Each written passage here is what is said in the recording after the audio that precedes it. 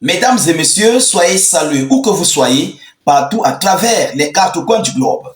Alors, les tensions montent entre la Corée du Nord et la Corée du Sud. Oui, les Sud-Coréens ont décidé de se venger, mais complètement contre le régime de Kim Jong-un.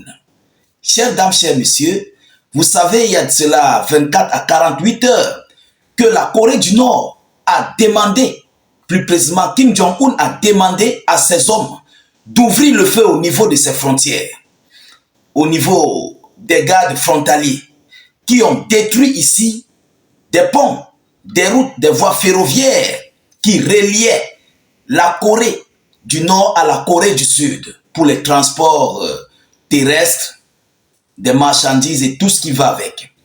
Alors, par rapport à cet acte que la Corée du Nord vient de poser, le régime de Séoul, le régime de la Corée du Sud, a décidé de se venger.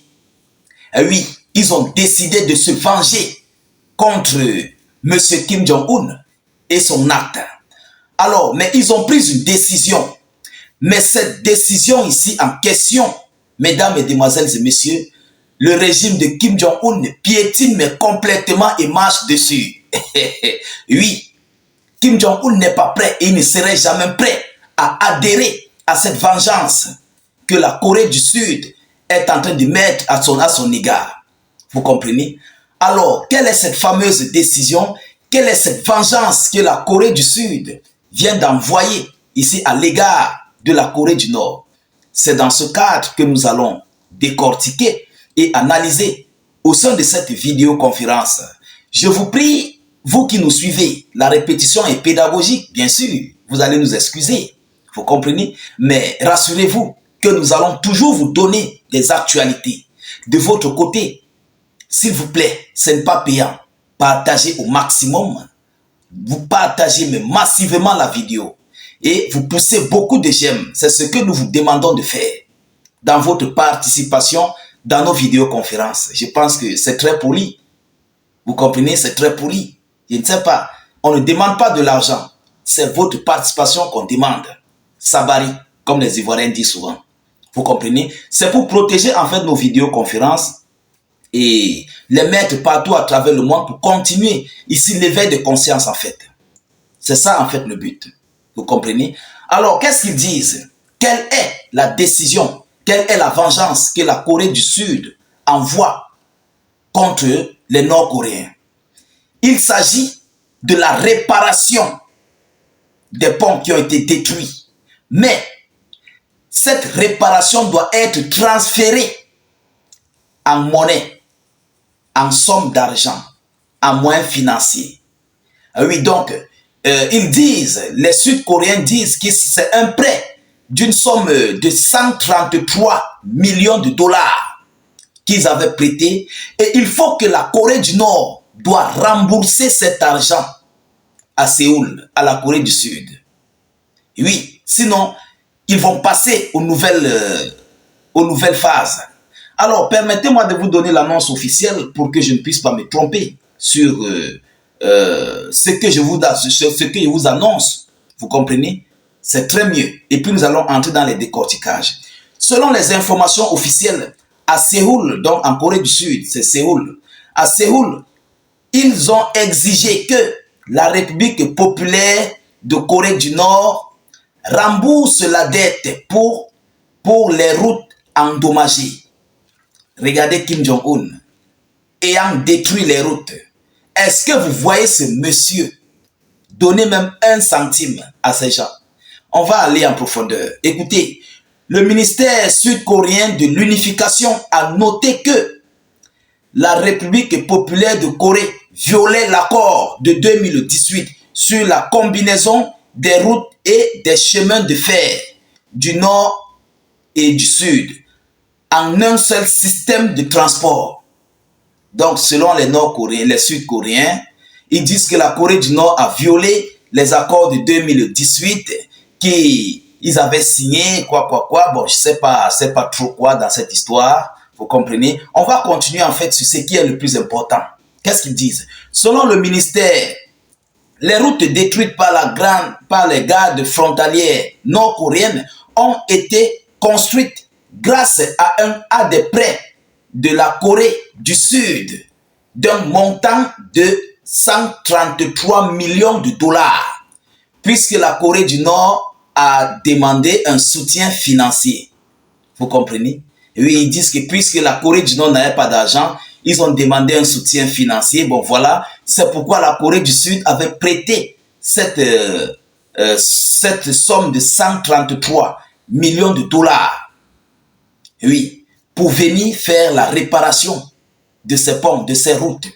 Et aujourd'hui, ces ponts ont été détruits. Écoutez ce qu'ils disent, c'est toujours le ministère sud-coréen qui le dit.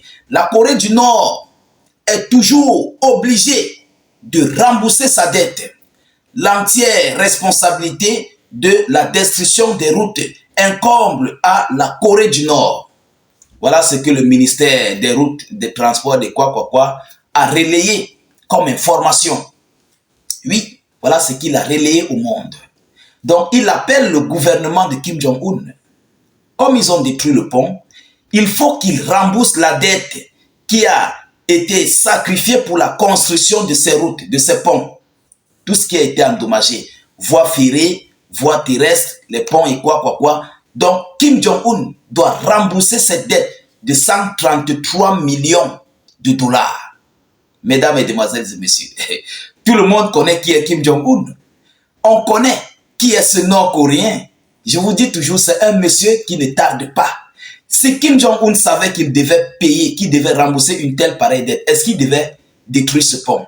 Alors, ce qui montre et prouve à suffisance que la Corée du Nord ne serait jamais prête à rembourser cette dette ou à donner encore même cet argent. Mais au contraire, la Corée du Nord même d'ailleurs attend même les palabres de ça. Et oui, la Corée du Nord est prête. Elle est prête à accueillir ce problème. Si vous voulez, vous venez militairement. Ils sont prêts. Ils sont là pour ça. C'est même ce qu'ils cherchent depuis des années, depuis des mois. C'est ce que Kim Jong-un recherche en fait, de faire une confrontation directe avec la Corée du Sud pour complètement finir avec ce dossier. Vous comprenez? Alors, mesdames, mesdemoiselles et messieurs, lorsque nous voyons tout ce qui se manigance dans ce côté, dans cet état-là, nous constatons qu'il y a ici l'intervention des États-Unis d'Amérique dans cette affaire pour pouvoir accentuer le plus fort que possible l'affaire. Vous comprenez? Parce qu'ils savent que Kim Jong-un ne serait jamais prêt à donner même un seul centime dans cette affaire. Donc c'est une manière de se venger. C'est une manière peut-être d'aller même du côté vers les grandes, peut-être la Cour pénale internationale et autres, pour vouloir porter peut-être plainte à la Corée du Nord, peut-être du côté de l'ONU, on ne sait jamais, dans toutes ces grandes organisations. Donc ils veulent se baser en fait sur ça pour prélever ici un montant à la Corée du Nord. Alors, mesdames, mesdemoiselles et messieurs, voilà ici la grosse vengeance que la Corée du Sud est en train de faire face à la Corée du Nord. Mais s'ils osent, si ces gens osent de passer en jet contre Kim Jong-un, ce qui va se passer, seul Dieu sait. Personne ne va pouvoir arrêter ce monsieur.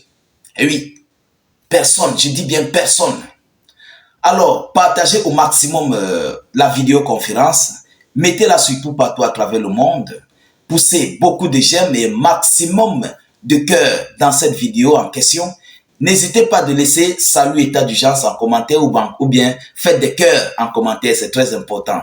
Je vous prie surtout de cliquer sur le lien de notre chaîne YouTube. Le lien se trouve en commentaire sur notre page Facebook. Que vous soyez n'importe où, sur n'importe quelle page, notre page officielle, c'est état d'urgence. Dès que vous êtes sur état d'urgence, cliquez sur le lien de notre chaîne Facebook, chaîne YouTube en commentaire. Dès que ça s'ouvre, vous cliquez sur subscribe ou encore sur s'abonner. Et là, vous serez automatiquement abonné, adhéré à notre page. N'hésitez pas d'activer la cloche de notification juste à côté. Là, dès que nous allons publier la vidéo, vous serez immédiatement informé. Même si vous êtes où, à n'importe quelle heure, vous serez immédiatement informé. Parce que sur Facebook, nous faisons face à un gigantesque conflit de communication. Ces gens retiennent notre visibilité. Ils retiennent ici vos partages, vos commentaires, parce que vous partagez, mais il n'y a pas assez de visibilité. Alors que sur YouTube, tout va à la merveille. Et oui, YouTube n'a pas de restrictions, quoi que ce soit. C'est pourquoi je vous demande d'élargir les canaux de diffusion et de vous abonner à la chaîne YouTube. N'attendons pas le jour où ils vont vous faire sauter de la page, où ils vont sauter notre page.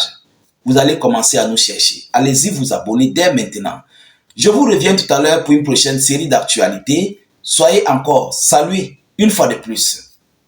Ciao, ciao.